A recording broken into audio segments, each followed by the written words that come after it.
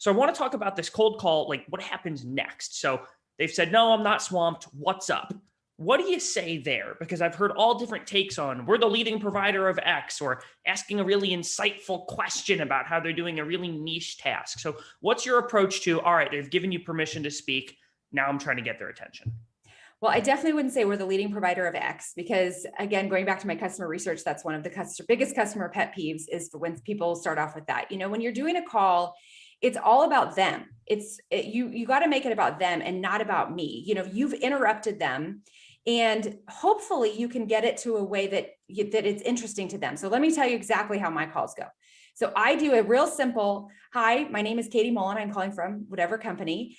And then often I say, are you swamped? And then if they say, no, I'm good. What's up? I say, I wanted to call and introduce myself. I'm the new sales rep for X. And then I have silence and I let them fill that silence. And if they say, oh, and if they don't feel like they're taking it anywhere, and then I need to take it, I say, what are you guys using for that right now? So if it's for example, I used to sell vital signs monitors. So I would say, what are you guys using for vital signs monitors right now?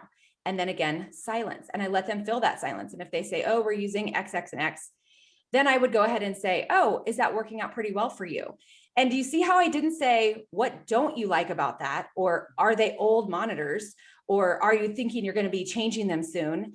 I say, are they working out pretty well for you? Because again, they like to do the opposite. So if you say, is that working out pretty well for you? Often they will say, not really, they're fine, but blah, blah, blah, blah, blah, blah, blah. And then use that silence. Do not interject and say, oh, that's so great because ours actually don't do that. Or, we've had really great luck with that.